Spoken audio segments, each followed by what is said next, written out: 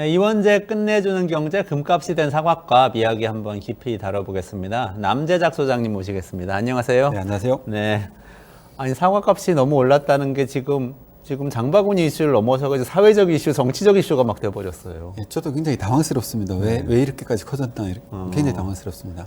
실제로 가격이 좀 많이 높은가요? 우리나라 많이 올랐죠. 어느 SNS에 올라온 걸 보니까 사과 한 개를 14,500원에 파는 걸 봤거든요. 하나예요. 한 개. 한 개. 특별한 사과 아니고 보통 그냥 사과. 일반 사과 같은데 약간 뭐 품질이 좋았을 수는 있겠지만은 그런 걸 보는 것처럼 사과 가격이 평균적으로 너무 많이 오른 건 사실이죠. 많이 올랐고요. 예. 이게 전 세계적으로 다 그렇습니까? 우리나라만 특별히 그렇습니까? 우리나라가 특별히 좀 많이 올랐죠. 우리나라 특별히 많이 올랐고 그 이유는 사실 농산물이라는 게 약간 수입도 되고 이러면은 가격 조정이 되는데 사과는 수입이 안 되거든요. 안 되게 올랐고 그러니까 전반적으로 보니까 작년에 기후가 안 좋았잖아요. 엘니뇨의 해였고 슈퍼 엘니뇨 해였고 올해도 슈퍼 엘니뇨가 여전히 영향을 받고 있죠.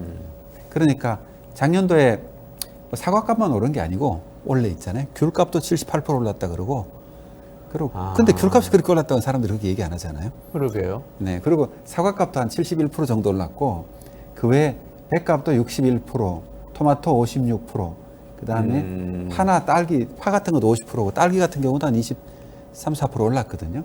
전반적으로 신선 과일이 41% 올랐고 신선 채소 12%, 그다음 신선 식품이 전반적으로 20% 전년 대비해서 이렇게 올랐으니까 소비자들이 느끼기에는 굉장히 많이 올랐다고 느낄 수밖에 없죠. 근데 갑자기 궁금해지는데요. 사과값을 이거 너무 비싸게 샀다고 SNS에 다들 올리시고 그러시잖아요. 그런데 이게 전체적으로 얼마나 올랐는지를 좀 정확하게 파악할 수 있는 방법이 있습니까? 이게 하나만 그렇게 비싼 걸 수도 있잖아요. 그러니까 방금 말씀드렸듯이 전반적인 농산물이 다 올랐거든요. 이게 왜 그러냐면은 대부분 다 신선 농산물과 신선 과일, 신선 채소가 올랐습니다. 신선 채소는 올 12월 1, 2월 가기 날씨가 안 좋았잖아요. 흐린 날이 굉장히 많았거든요. 그러니까 이 잘 안 자라죠. 병해충도 많이 생기고. 그러니까 어쩔 수 없이 물가가 오를 수밖에 없었고 전년도에도 날씨가 많이 안 좋았거든요. 여름에 너무 더웠고요. 너무 더웠고 비도 자주 왔었고 또 봄에는 너무 따뜻했다가 그다음에 또 한파가 몰아치고 따뜻하고 한파 이런 식으로 오면서 그냥 이게 굉장히 많은 타격을 입었고요. 가을에 또 비가 많이 왔죠. 이런 영향이 골고루 받아가지고 전반적으로 생산량 자체가 한 30% 평균적으로 30% 그러는데 실제로 좋은 과일은 어떤 40% 50%까지 줄기도 했거든요. 그러니까 어쩔 수 없이 가격이 오를 수밖에 없었다. 이거는 피할 수 없었다 이렇게 생각합니다. 전체적으로 신선식품 다 올랐고 다른 물가 다 올랐잖아요. 근데 다른 물가 다 올랐는데 생활 물가는 더 오르고 신선식품은 더 오른 가운데 과일이 더 오른 것이고 그중에 사과가 더 오른 것이다. 네, 그렇죠. 그 사과라는 게 물가가 우리나라 소비자 물가가 3.1% 정도 올랐더라고요. 생활 물가는 3.7% 올랐고요. 근데 이제 앞에 말씀드렸듯이 신선 식품이라든가 전반적으로 신선 식품은 20% 정도 올랐다는 거죠. 그중에 과일이 한 뭐 40% 정도 올랐고 평균적으로 그러니까 사과 같은 게 귤 같은 것들이 70% 80%까지 전년 대비 올랐으니까 소비자들이 느끼기에는 저도 요즘 솔직히 사과 사 먹기가 굉장히 겁나죠. 못 사 먹습니다. 저. 예. 아니 그렇게 말씀하시니까 또 생각이 나는 게 좀 아까 오늘 비트코인 얘기도 하고 뭐 자산 시장에서는 금 같은 것도 되게 좀 신비로운 자산이에요. 금이나 비트코인은 근데 사실 우리가 갖고 있을 필요는 없거든요. 별 소용은 없어요. 그렇지만 이게 가치가 있다고 생각하고 막 가격도 오르고 떨어지고 그러는데 사과도 사실 꼭 먹어야 되는 건 아닌데 그렇지만 또 이렇게 가격이 또 오르고 하는 거 보면 좀 왜 오를까 이런 생각이 좀 들기도 하거든요. 사실 많은 분들이 귤값이 사과값보다 더 올랐다고 말씀드렸잖아요. 네네. 80% 올랐다고 그러셨죠. 네, 78% 올랐 그러니까 71%에 비해서 더 올랐죠. 네네. 근데 많은 분들이 귤값 올랐다고 아우성치는 소리는 안 들리잖아요. 근데 왜 사과값만 올랐다고 할까? 이게 아마 크게 작용하는 게 이게 사과가 사실 많은 과일 중에 하나는 아닌 것 같아요. 귤은 사실 다른 대체제가 조금 있거든요. 오렌지도 있고 다른 뭐가 있잖아요. 그러니까 이거는 선택할 수가 있는 문제인 거고 사과 같은 경우는 사실 사과 비슷한 과일은 잘 없는 것 같습니다. 그래서 과일의 왕이라고 하기도 하고 그런 특징이 또 있지 않나 싶기도 하고요. 그러니까 이거는 지금 이제 한참 사과가 많이 소비할 철인데 이런 철이 지나가고 본격적으로 참외라든가 다른 자두라든가 있잖아요. 살구 같은 것들이 나오는 철까지 가야 복숭아까지 나와야 이제 좀 그때는 약간의 경쟁이 조금 있으니까 그때까지 가야 좀 완화되지 않을까 그런 생각 듭니다. 그러고 보니까 귤은 뭐 이렇게 한라봉이니 레드향이니 뭐 이런 식으로 여러 가지로 이렇게 변종도 있는 것 같고 오렌지도 있고 여러 가지가 이렇게 선택의 자유가 있는 것 같은데 사과는 뭔가 한 가지인 네. 것 같고 그런 생각이 비슷한 과일 자체가 없죠. 사과랑 비슷한 과일 그러네요. 자체가. 굉장히 중요한 과일입니다. 연중 저장이 가능하고 연중 소비를 하고 그러니까 많은 분들이 귤 같으면 이제 계절성 과일이잖아요. 네네. 되게 겨울철에 많이 소비를 하잖아요. 근데 사과 같은 경우는 뭐 가을부터 이렇게 여름 과일도 여름 사과도 있으니까 저장을 통해서 1년 내내 이렇게 우리가 꾸준하게 소비하는 품종 중에 하나죠. 그러다 보니까 이제 더 크게 영향받는 게 아닌가 그런 생각도 듭니다. 그러면은 그렇게 뭐 사실은 대체하기 어려운 중요한 과일인데 아까 기후가 좀 그 기후 문제 때문에 사과값이 오른 측면이 크다고 말씀을 주셨는데 네. 그러면은 이제 계속 오르는 건가요? 기후 변화는 계속 되는 거 아닙니까? 사실 이게 한 5년, 10년 전부터 사과 재배할 지역이 사과를 우리나라에서 못 먹게 됩니다. 이게 점점 더 강원도에 사과 재배됩니다. 대구에 사과 재배되지 않습니다. 사실 기후변화 다큐멘터리를 다룰 때마다 항상 사과가 항상 등장하는 과일이었잖아요. 네네. 이게 중요한 작물이기 때문에도 그랬고 가장 친숙하고 익숙하기도 했고 그리고 또 영향을 먼저 받는 작물 중에 하나거든요. 그러니까 올해와 같은 상황이 내년에도 반복될 가능성이 굉장히 높습니다. 왜냐하면 내년에도 사과를 수입은 안 될 거고요. 못 하거든요. 그리고 원래 이미 기상이 안 좋았잖아요. 이미 이제 해수면 온도가 이게 가장 높은 온도를 기록했고 2월 온도도 이미 가장 높은 2월 온도를 기록했다고 그러거든요. 네네네. 그러니까 이게 바닷물의 온도가 높다는 거는 여름철에 기상이 습도가 높아지거나 비가 많이 내리거나 이럴 가능성이 굉장히 높다는 거죠. 기상재해가 커질 거라는 얘기죠. 그러니까 뭐 우리가 일반적인 상식으로 생각하면은 원래 사과 작황도 안 좋을 수밖에 없고 과일 작황이 전반적으로 안 좋을 수 있다는 겁니다. 이게 결정적으로는 그럼 꽃이 필 때하고 이제 여름에 몇 가지 포인트, 몇 가지 중요한 시절이 있거든요. 그래서 꽃이 필 때가 가장 작물이 취약할 때가 있잖아요. 그때 기상이 안 좋으면은 작황이 전반적으로 나빠집니다. 전반적으로 나쁘더라도 한참 자랄 때 잠시 이렇게 영향이 있는 건 어느 정도 지나가거든요. 그러니까 그런 포인트들이 만약에 같이 겹쳐 일어날 경우에는 원래와 같은 상황이 반복될 수밖에 없다. 이렇게 볼 수 있습니다. 그게 결정적으로는 작년 같은 경우에는 3월 날씨였다고 말씀하셨는데 네, 3월 날씨. 올해도 지금 3월 날씨인 거네요. 그렇죠. 지금도 오늘 또 보면은 많은 분들이 봄 날씨를 느끼고 있잖아요. 네네. 근데 우리나라에 3월, 4월이 항상 한파가 한 번씩 찾아오게 되거든요. 네네. 이때가 이제 꽃이 폈다가 이게 왜냐하면 꽃이 피는 시기가 점점 당겨진다고 하잖아요. 당겨지면 문제가 뭐냐면은 그 앞전 3월 초중순에 보면은 그 한파가 몰아칠 가능성도 있는 거죠. 옛날엔 4월에도 눈이 내리는 적이 많았잖아요. 그러니까 꽃이 피는 시기가 앞당겨질수록 이제 이런 꽃이 피는 작물들은 재해를 입을 확률도 높아지는 거죠. 그러니까 어떻게 운 좋게 지나가면은 그게 과일값이 괜찮은 거고 만약에 이제 따뜻하다가 꽃이 폈는데 그때 이제 썰이가 내리거나 한파가 몰아치면은 그런 영향들이 20-30%씩 쏙쏙 감소할 수 있는 겁니다. 어쨌든 전체적으로는 기후가 점점 변하고 있기 때문에 그런 일들은 더 잦아질 거고 우리나라에서 재배에 성공할 수 있는 지역은 점점 줄어들고 있다. 그렇죠. 이렇게 볼 수 있는 거예요. 그렇죠. 많은 분들이 재배 면적이 북쪽으로 올라간다. 상향 북위로 올라간다 그러잖아요. 강원도에 재배되고 있다. 이런 걸 보면서 사람들이 생각하기로는 맞아. 기후가 바뀌더라도 사과는 앞으로도 계속 먹을 수 있을 거야. 이런 그렇죠. 상상들을 할 거잖아요. 강원도 사고 먹으면 되니까. 네, 그렇게 생각을 하죠. 실제로 그런 건 아니고 이제 이 사과라는 게 한 20년 정도 심어야 되는 작물이거든요. 나무를 심으면은 20년 수확을 해야 되는 작물이고 이렇게 재배지가 옮겨간다는 얘기는 그 사이에 얼마나 많은 일이 피해가 있었겠습니까? 이쪽 지역에 사과를 포기할 만큼의 피해가 있었던 거죠. 그런 거를 우리는 잊어버리고 다시 강원도에 사과가 생산되고 보니까 뭐 괜찮을까 이렇게 생각하는 것뿐인 거고 실제로 사과의 거의 한 70%가 경북에서 재배되고 있거든요. 그러니까 강원도에서 재배되고 있는 건 5%가 안 됩니다. 그러니까 이게 기후가 바뀐다 하더라도 지금 기후가 계속 바뀌면은 지금처럼 완전히 대체하지 못합니다. 그러니까 우리가 우리 기후에 맞는 새로운 품종을 빠르게 개발하지 않으면은 앞으로 사과는 점점 더 귀한 과일이 될 것 같다. 이렇게 생각하고 있습니다. 아니 그래서 이런 얘기하면 농민분들은 싫어하실지 모르겠는데요. 네. 우리는 키위도 수입해서 먹고 오렌지도 수입해서 먹지 않습니까? 네. 기후가 바뀌어서 우리 기후 안 맞으니까 키위하고 오렌지는 우리나라에서 잘 안 자라니까 그런 거잖아요. 사과도 그렇게 되면 사과도 수입해서 먹으면 되는 거는 아닙니까? 사실 그런 논의가 많이 나오고 있잖아요. 네. 그러니까 정부에서도 이제 그런 논의가 나누고 굉장히 경계하죠. 현실적으로 수입할 방법이 없습니다. 수입할 수 있는 방법이 없고요. 왜냐하면은 제도적으로 그걸 막고 있는 건 없거든요. 그러니까 예를 들면 우리나라가 많은 국가들과 FTA 체결했잖아요. 그러니까 많은 과일이나 농산물이 거의 무관세로 거의 다 들어옵니다. 이게 기간이 한 10년 정도 이제 텀을 걸어놨던 걸 갖고 이것도 거의 다 2026년, 27년 되면 다 끝나거든요. 그러니까 뭐 농산물이 우리나라에 들어오걸 막는 장치는 거의 다 사라졌다고 보시면 됩니다. 근데 한 가지 유일하게 남아 있는 게 이제 검역이라는 게 남아 있거든요. 검역이요. 네, 검역. 그러니까 과일 우리가 비행기를 타고 들어올 때 이제 과일이라든가 뭐 채소, 식물을 못 가지고 들어돼 있잖아요. 네네네. 그러니까 기본적으로 살아있는 생물체라든가 아니면 과일 같은 건 못 가져 들어옵니다. 그리고 못 가져 들어오고 예외적으로 허용을 하는 거거든요. 아주 엄격한 기준을 맞춰가지고 이게 검역인데 그러니까 사과 같은 경우는 아직까지 검역을 통과한 게 없는 거죠. 수입될 수가 없는 겁니다.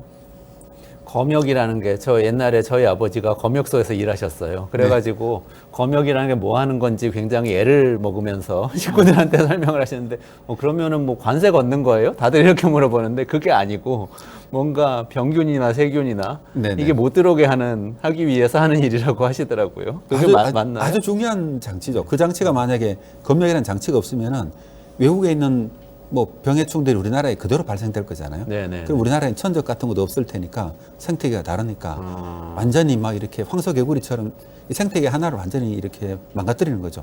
그게 이제 사과나무가 될 수도 있는 거지 않습니까? 네네네. 예를 들면은 과수 화상병이라고 많이 들어보셨을 건데 네. 요즘 뉴스에 가끔 나오잖아요.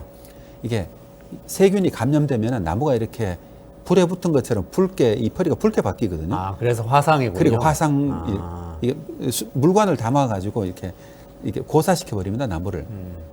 이 병이 이제 2015년 정도에 들어왔다고 하는데 이 병이 발생하고 나가지고 지금까지 한 1000헥타르 정도의 과수원을 폐원을 했거든요.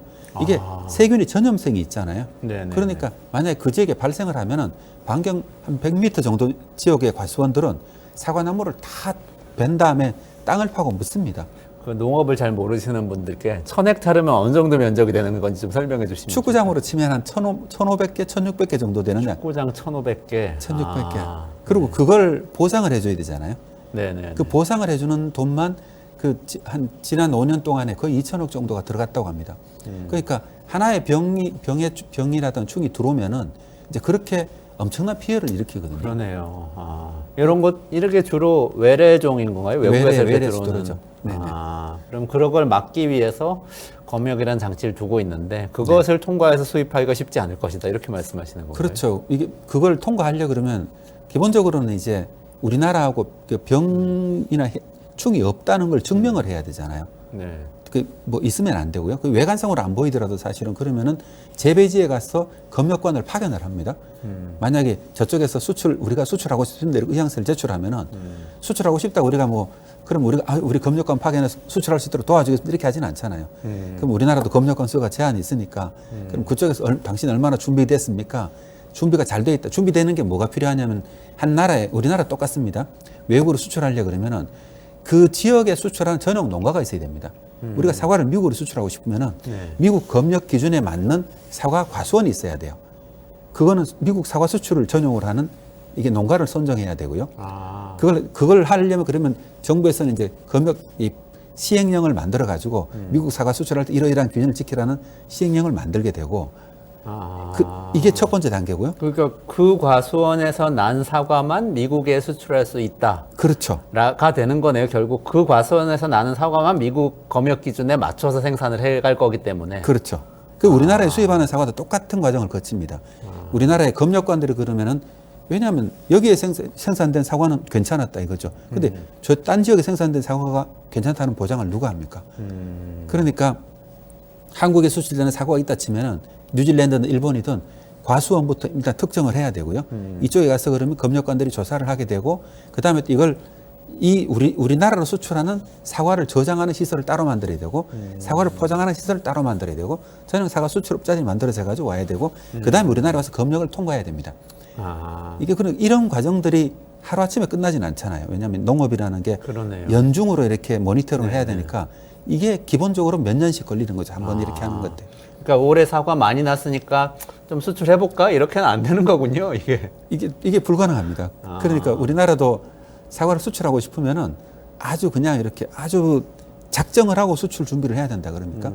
그렇지 않으면 남으니까 수출하겠다. 이건 농산물의 경우에는 해당이 없습니다. 근데 키위, 오렌지 뭐 이런 거 수입할 때도 우리 다 그런 과정을 그럼 몇 년 동안 걸쳐서 그런 과정을 다 거쳐가지고 하는 거죠. 그런 과정을 다 거쳐가지고 하고 그래도 좀 예외적인 건 뭐냐면 우리나라에 없는 작물들 있잖아요. 그런 작물들은 쉽습니다. 우리나라에 심는 게 별로 없으니까 상대적으로 좀 쉬운 편이고요. 근데 키위 같은 경우는 이제 제주도에 심고 해남, 전남 지역에 일부를 심고 있거든요. 그러니까 검역 기준은 꽤 오래돼 있거든요. 그게 옛날부터 수입되는 작물이고 그래서 그거는 가능한 거죠. 사과는 현재로서는 지금 수입 경험이 없는 건가요, 그럼? 수입이 전혀 못 되고 있고요. 검역 기준을 통과를 못 하니까요. 그리고 이게 무슨 일본이 무슨 5단계까지 갔다 8단계가 있는데 5단계까지 갔다 하는 게 이게 사실 별 의미가 없는 게 5단계니 3단계니 하는 게 그러니까 우리가 사과를 정말 수입해야 될 테니까 뭐 이런 걸 적극적으로 수입처를 발굴하자 이런 노력이 있으면 빨라지겠지만은 그렇지 않고 평상시대로 간다 치면은 그래도 꽤 많은 뭐 5년이 걸치 20년을 걸치 사실 잘 모르는 거죠. 그러니까 이거 정부의 의지가 개입돼야 되고 이건 또 이제 사과라는 게 또 이게 정부 의지만 가지고 되는 게 아니고 과일 중에서는 생산 비중이 가장 큰 작물이거든요. 그러니까 농가도 거의 4만 농가 정도가 이걸 재배를 하고 있고 이게 수입되는 문제는 여파가 굉장히 클 수밖에 없죠. 왜냐하면 과일 하나가 수입된다는 얘기는 그럼 사과 재배하던 농가들이 다른 작물을 재배하게 될 거잖아요. 네네네. 뭐 근데 국민들이 과일을 더 먹지는 않거든요. 사과든 귤이든 이제 때마다 이제 소비하는 게 딱 정해져 있잖아요. 네네. 뭐 어떤 걸 먹고 싶으냐 그것만 달라지죠. 그러니까 이거 하나를 만약에 수입을 하고 싶으면 지금부터 그럼 우리나라 과일 산업을 어떻게 할 건지 10년, 20년을 놓고 천천히 기획을 해야 됩니다. 그건 어떻게 해야 됩니까? 저 궁금해지는데요. 만약에 그럼 어차피 기후이기 때문에 네. 사과는 재배 면적이 줄어들 것이다. 네. 그리고 다른 작물들도 사실은 그런 과정을 거칠 것이다. 이렇게 생각하면 네.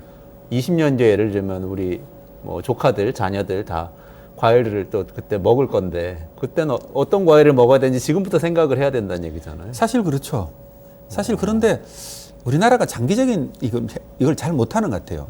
예를 들어서 정부가 만약에 그런 식의 정책을 만들고 싶어도 소비자 물가를 안정시키고 하려고 그러면은 이 수급 정책을 만들어야 되잖아요. 그러면 그걸 지금 연구를 하고 시범 사업을 하고 해야 되거든요. 근데 사실 농민들도 그럼 이 문제가 사과 가격이 이렇게 폭등되는 게 농민들이 마냥 좋은 건 아니잖아요. 네. 이게 사과 소비 자체가 줄어드는 문제가 생기니까요. 그러니까 농민들 입장에서는 사과가 한 10kg에 한 박스에 한 5만 원 선 내외에서 좋은 사과는 조금 더 이게 들락날락 하면은 수입 괜찮다고들 얘기를 합니다. 근데 지금은 9만 원, 10만 원까지 가버리니까 네. 소비자들은 이제 굉장히 부담스러운 거죠. 농민들인데 사실 이게 반가운 상황은 아니거든요.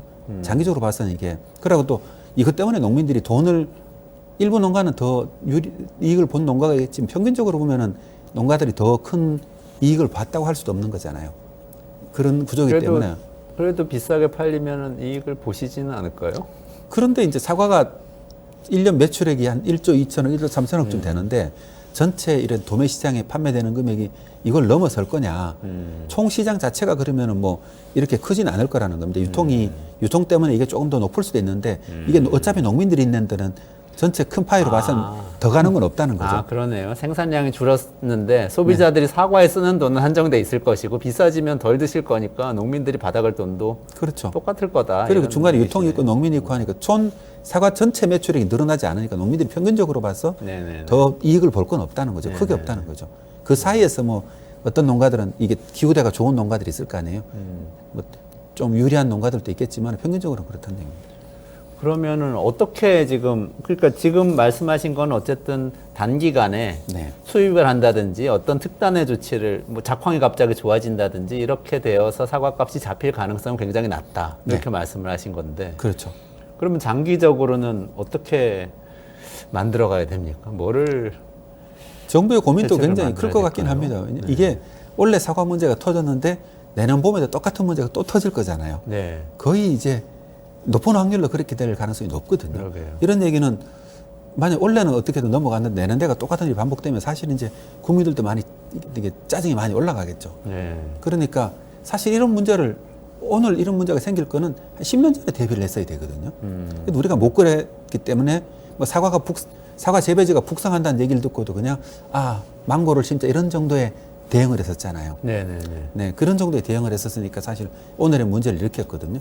그러면은 지금 일어난 문제를 우리가 해결할 방법은 솔직히 없습니다. 이거요. 이걸 뭐 사과를 대체할 수 있는 과일이 없잖아요. 네. 그냥 그러니까 다른 과일, 사과를 못 먹다 보니까 토마토도 좀 소비가 늘어나면 토마토 가격이 또 올라가고 뭐 이렇게 네. 전반적으로 다 영향을 받는 추세인데 그러다 보니 이미 일어난 문제는 해결할 수가 없습니다. 이미 그리고 또 수입 이걸 쉽게 할 수도 없잖아요. 어떤 정부도 수입을 쉽게 결정을 내릴 수가 없고 금융 문제에 걸려 있어 가지고요.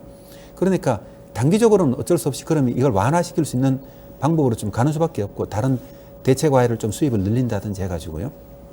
그리고 그러다 보면 이게 좀 뭐 어떤 국민들께서 좀 이게 다양화시키는 수밖에 없다고 생각하고요. 그것도 어려운 상황이라 생각을 하는데 그리고 장기적으로 봤을 때는 이게 사과를 뭐 품종을 다양화시켜야 되는 건 맞는 것 같아요. 그리고 이런 기후가 변하는 문제가 있었는데 이런 기후가 변화는 이미 고정 상수가 됐지 않습니까? 네네. 고정 변수가 됐기 때문에 이걸 완화시키기 위해 가지고 그러면은 과원들에게 기상재해를 좀 이게 피해를 완화시킬 수 있는 우리가 보통 스마트 과원, 스마트 농업이라고 얘기를 하는데 일단 서리 피해를 방지하는 장치들 많이 있거든요. 네네. 그런 기술들을 빨리 보급하고 이런 노력들을 해야 되죠. 그리고는 어쩔 수 없이 이제 농민들도 좀 이렇게 받아들여 줘야 될 거는 뭐냐면은 수입은 절대 안 된다가 아니고 사실 검역이 막고 있고 이 검역은 언젠가는 열릴 거거든요. 네. 5년이 됐건 10년 후가 됐건. 그러면 이걸 대비해 가지고 사과 농사하는 분야에서도 기술 혁신이라든가 아니면은 구조개혁 같은 것들에 대해서 적극적으로 추진해야 되는 거죠. 지금 이 자료를 하나를 보고 있으면은 우리나라의 큰 농가들은 사실 늘어나질 않고 이 작은 농가 있잖아요. 1000평 이하의 작은 농가만 숫자 계속 늘어나고 자료 혹시 있나요? 자료 네. 좀 보여. 네. 이 그래프에 파란색 네네. 파란색 그 곡선을 보시면은 그 1000평 이하 농가는 계속 늘어나고 있는 거죠. 그러니까 영세한 농가가 사과 농업에 늘어나고 있는 겁니다. 이런 식으로 이제 이런 식으로 농장이 늘어나게 되면은 기후 위협이라든가 아니면은 가격 변동 같은데 굉장히 취약할 수밖에 없거든요. 그래서 이런 문제들도 이게 기후라든가 아니면은 수입 같은 문제들이 어쩔 수 없이 우리가 일어날 문제니까 사과하는 뭐 자조금이라든가 아니면 정부에서도 이 사과 산업을 어떻게 끌고 나갈 건지 좀 고민이 많이 필요하다고 생각합니다. 왜 이렇게 소농이 늘죠? 사과는? 이제 이 농업에서 이제 이거 고령화하고 연결돼 있고요. 그러니까 경상도에서 사과를 재배했던 것은 보통 한 20년, 30년 돼가는 것은 이 연세 드신 분들이 많으면 이 은퇴를 하게 되잖아요. 그럼 후계가 없는 경우는 과수농장이 이제 문을 닫게 되죠. 나무를 뽑고. 그럼 새로 그 자리를 가지고 귀농 하시는 분들이 들어오게 되는데 귀농 하시는 분들 새롭게 농촌에 들어오다 보니까 자본 투자를 할 수 있는 게 크기가 제한돼 있습니다. 그리고 대개 오리 수입되기 때문에 뭐 3,000평, 5,000평 정도로 이렇게 약간 규모 있는 농사를 짓기는 어렵죠. 대개는 한 800평, 1,000평 정도로 이렇게 과수원을 만들거든요. 이게 부부가 노년에 하기에 적당한 크기입니다. 그러다 보니까 그런 농장 수가 계속 늘어나고 있는 거죠. 네. 그리고 어렵네요. 예를 들면 아까 스마트 농업이나 뭐 품종 다양화, 소비 다양화하는 뭐 이런 네네. 거는 사실 투자를 좀 해야지 되는 일인 것 같은데 이 소규모면 투자하기가 어렵잖아요. 그렇죠. 이 개별 농가들이 있는데 그러니까 이런 게 하나의 방향성을 가지고 만들어 나가는 게 굉장히 어렵거든요. 그러니까 지역별로 사과 조합이든 여러 군데서 농협이든 정부든 어떤 이런 사과 분야에서도 어느 정도의 그런 뭐 품종 변환이라든가 아니면 이 여러 가지 뭐 기상재해에 대한 대응들 있잖아요. 방안들. 네네네. 이런 걸 만들어 나갈 수 있는 거를 체계적으로 해나가는 수밖에 없습니다. 근데 지금까지 했던 방법과 가지고는 앞으로 어려울 수밖에 없다는 거죠. 명확하게 인식되지 않습니까? 뉴질랜드가 사실 우리나라에 사과를 수출하고 싶어 하거든요. 네네네. 검역 때문에 못 들어오고 있는데 네. 근데 뉴질랜드는 우리나라 재배 면적의 3분의 1 정도의 재배 면적이고요.